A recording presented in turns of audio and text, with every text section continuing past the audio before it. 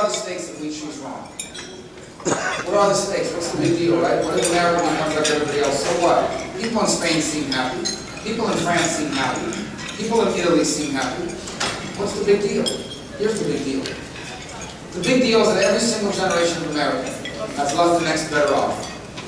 The big deal is that every American generation has allowed their children and their grandchildren to inherit an exceptional nation. And the big deal is that if we choose this road that they advocate for us, we will be the first that do not. We will be the first Americans that leave our children with our problems. We will be the first Americans that leave our children with a diminished nation. We will be the first that will not leave our children with a better life. Here's the other big deal. One that I also believe with all my heart. The world is a safer and better place when America is the strongest nation in it.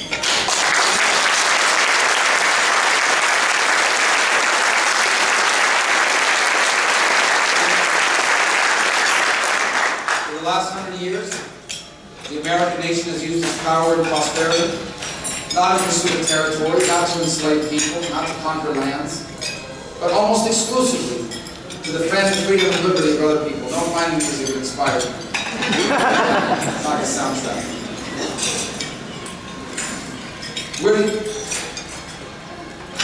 What song is it? I can't even tell. It's the only nation that's used its power for good. Look at all the great nations and superpowers in human history. They use their power to do what? To enslave people, to conquer lands. Last time I checked, no one in America is saying, let's turn Afghanistan into a state. After World War II, when we were the only industrial power untouched by the war, there was no call to make Germany or Japan American territories.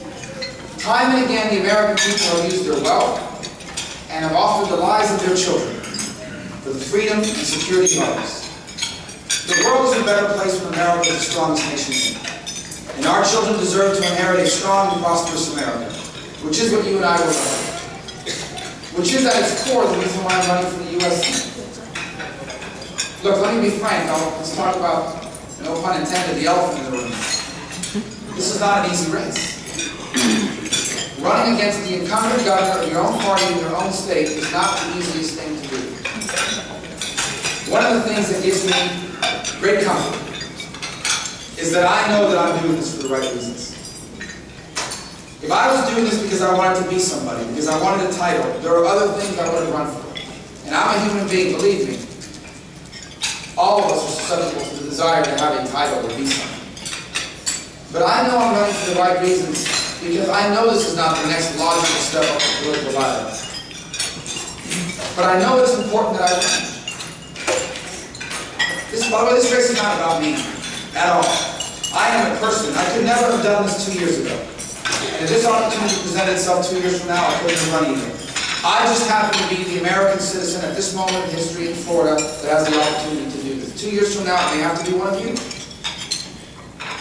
But I feel an extraordinary obligation to do things like this for two main reasons.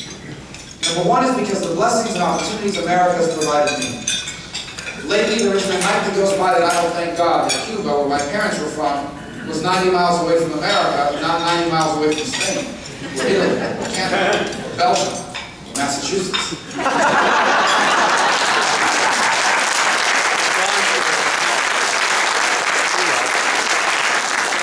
What if there was no place like America? What if there was no exceptional society like this?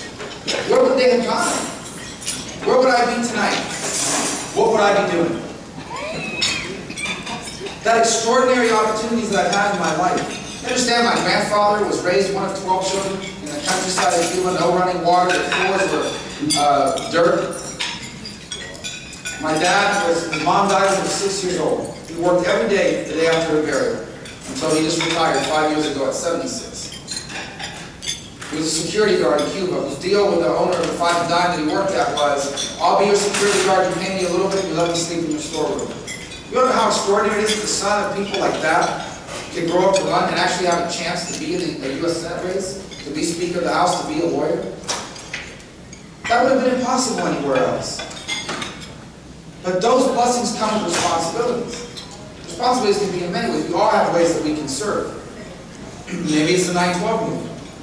Maybe it's a club like this.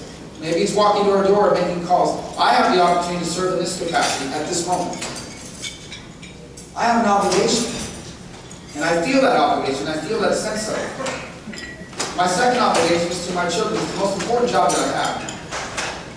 I've always read people say that, and I've always said it, but I now understand what that means. That if you're not a good father, if you get the job of father and husband wrong, all this other stuff doesn't make sense. And yet here I am tonight. My daughter is a 9-year-old. She's a cheerleader. Right at this very moment, she's cheering for Florida Christian School in Miami, and I'm here speaking to you, and I'm glad to be here. But as a father, I should be there. But as a father, I have an obligation to my children's generation. You see, if we choose wrong, if the road we choose is the road that they want to take us on, if America goes in the wrong direction these next few years and loses its exceptionalism, and our children grow up in an America that is no longer unique in the world, our children will know that it wasn't always this way. They will know that there was a time when there was America, unrivaled and unparalleled in the history of humanity. And they will want to know what happened. Their generation will call yours and mine into account. And they will ask us, where were we when these decisions were made? And how could we allow it to happen? How could we be so selfish and short-sighted to allow them not to inherit what we inherited, which is a great and exceptional nation? And my answer cannot be, well, I was too busy, or it was too hard, or there was easier things to run for. And by the way, that better not be your answer either. We have an obligation. An obligation that you inherited from your parents and your grandparents.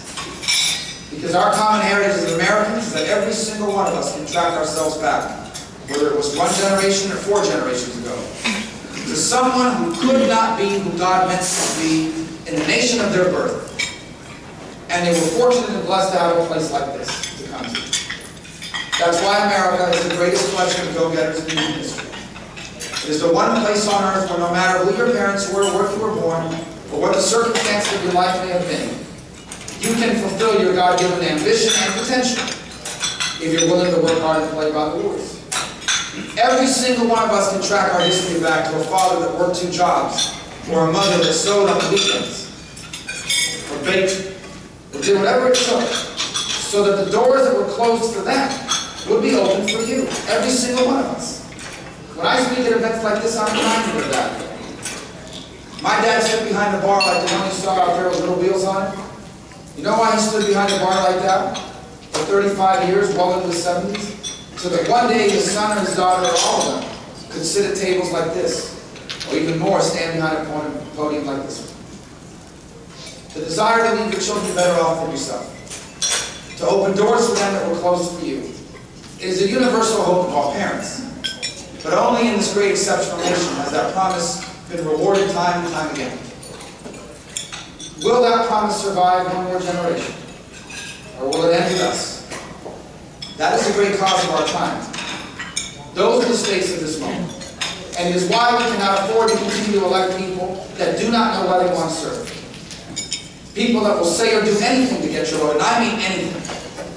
Who will reinvent themselves not on an election-by-election basis, on an interview-by-interview basis, on a speech-by-speech basis. People that will stand for whatever it takes to get elected.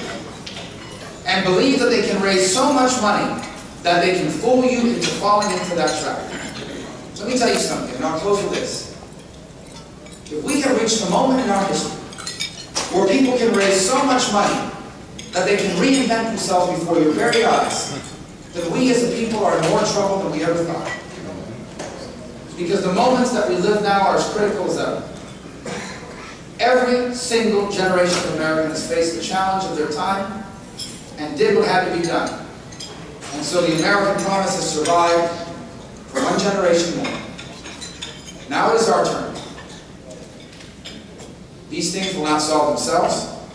These problems will not go away on their own. It will require us to do what those that came before us did. To confront the issues of